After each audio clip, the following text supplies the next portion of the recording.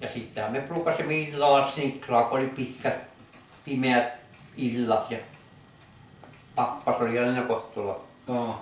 Oliko se niitä ääniäkaan? Joo, sehän teki kelkkoja ja se. No joo, minä olen nähnyt paljon niitä. Joo, ja koria ja kirnuja ja.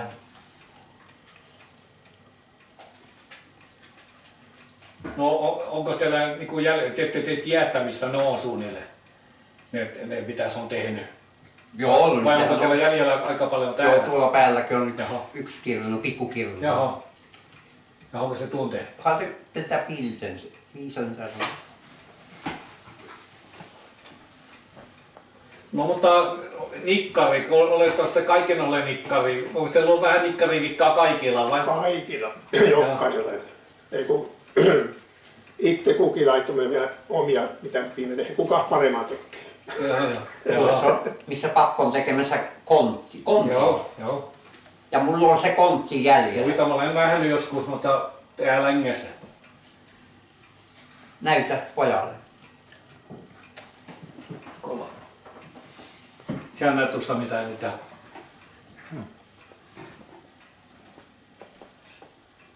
Just.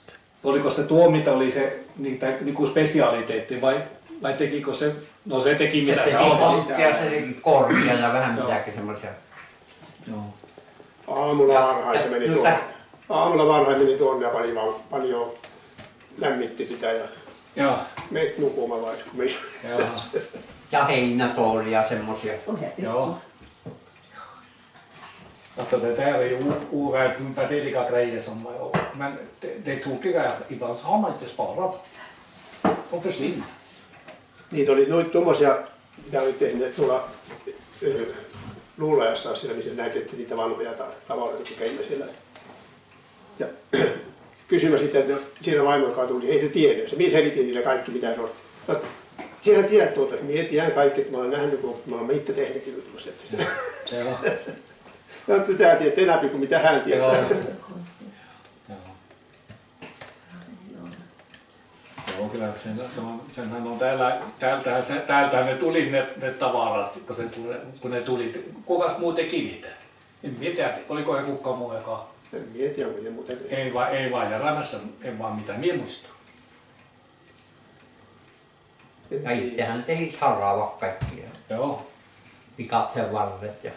Tai oli vikat, kun ne pantiin kiinni. Se oli joku juuri. Joo. Mietin, oliko se koijujuuri vai mitä. No vet nyt lähdessä linkkaan. Joo, minä muistan, sillähän ne Sillä ne käärittiin. Joo. Ja sitten ne tehtiin saunavihtoja ja semmosia. Joo. Ja sitten luutia. Joo. Nehän pantiin ensin, ne kaattiin niittämään, ne pantiin lehtiä. Jaha, niinkös? Semmoista lehtikimppuja. Joo. Korkealle, ettei hirvit ja porot syö. Joo, just.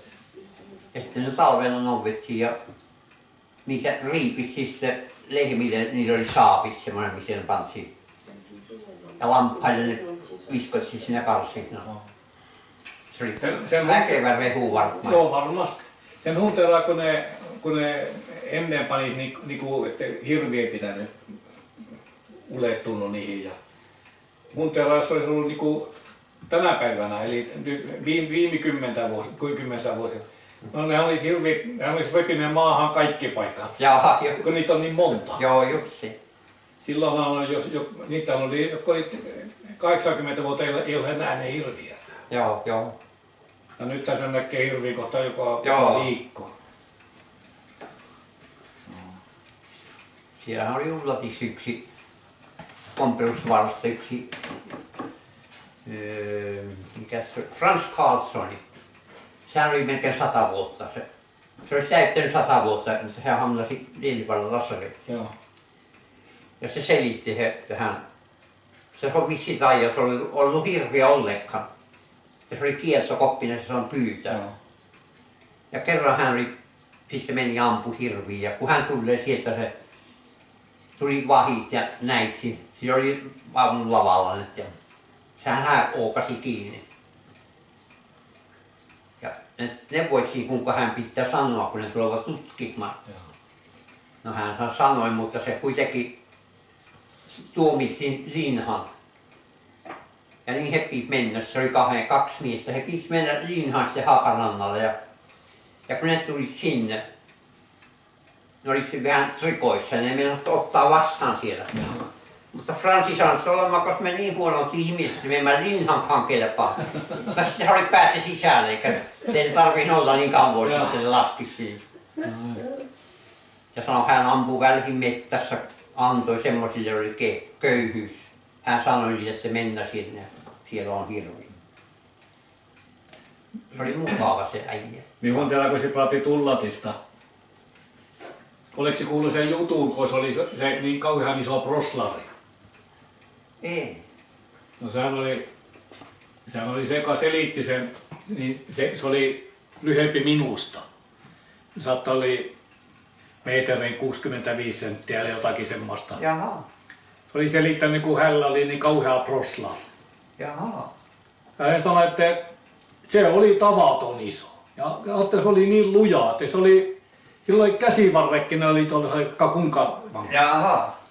No se toinen kysyi aina väliin siltä, että no minkälainen mies se oli? No se oli iso mies ja se oli niin vankka ja se oli tavaton.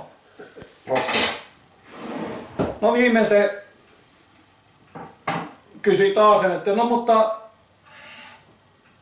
minkälainen, oliko se iso mies sitten? Joo, se oli kauhean iso. Mutta kuinka hän pitää se sanoa? No oliko se pitkä mies? No kyllä se oli vaan hänen kokoinen. Jaha. No helvetti, sanoi tuo toinen kiroosi. Tehän siinä ollut miehen alkuakka. Siellä oli yksi friski mies siellä Ullatissa, Vaaran Helke. Joo, Helke, joo. Joo, siitä oli puhuttu, että se on friski ja oli kerran kulutus ja jälkipäällä hieman sitten, ja niinhän tultiin jälkipäällä, jos Helke oli myötä. Ja niin oli yksi korvaleja tuolla alla ja siinä oli iso pölkky, niin kuin kiilantunutta terävä kiveä vasta ja tämä Norsi Alpiini marssi eessä ja niin se löi kiinni siihen pölkkyyn ja Helkki oli perässä. Mutta Alpiini päätti, että hän pistää prouaa tuon miehen, eikä vetänyt itse ollenkaan, mutta Helkki veti ja se pisti, kun se löi, se oli palkit jäi siihen kiveen. Tässä oli kuuluisa luja se Helke, Vaaran Helke. Joo, minä olen kohdannutkin sen. Jaha. Mutta se, kuka oli kanssa aika friski, niin se oli Walfri. Jaha. Walfri Köhler. Jaha. Se oli friski mies. Me olimme kerran vetämässä, meillä oli puukaapi siellä umpissa jäänyt. Ja kun fluvipiili tuli, niin se viskoi lumet yli sen. No mehän otimme lapiolla vähän ympäri sen, että se aukeni ja sitten otin paljon rihmaa siihen olemaan vetämään sinne niin kuin tiehen käsin. Jaha. No emme me saaneet sen sieltä. Walfri tulee marssiin tietä myöten alle ja se seisoi ja kattoi meitä siitä. Annapa tänne sen rihmapuolen, eli kuinka se käski sen. Se otti sen käänsi meitä vasten, pani yli olkapään tuolla ja silloin alkoi marssimaan tietä myöten päälle käsin tietä. Jaha. Kuule, se tuli sieltä yli lumipatterin niin kuin ei mitään. Ja kyllä sen on ruvennut jäljeemmin. Ei sen ole pyhä vettä. Missä on iso sähkömoturi. Jaha, joo. Mähän on raska. Siellä me olemme asuneet monta joo, mutta se oli friskiä, mutta se saattaa näyttänyt sitä minusta. Joo. Tämä Norsin siinä oli kanssa jo. Mitä? Hevonen siinä oli kanssa jo. Joo. Tämä Norsin Oskari. Se oli Elofille selittänyt Puutissa, se asui viimeiseksi. Ja se oli selittänyt, että meidän pappas, se oli LKP:lle töissä ennen aikaa. Että en vain muista, että se on ollut, mutta se selitti Oskari. Mutta Oskarihan se sai heittää sieltä se. Elof kysyi, miksi se sai heittää.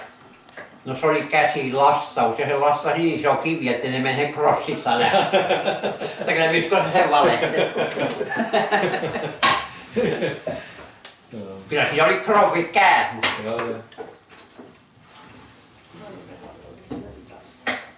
Ja Vilmari sanoi kerran, hän näet Alfredin kanssa pölkkiä täällä kahtamassa.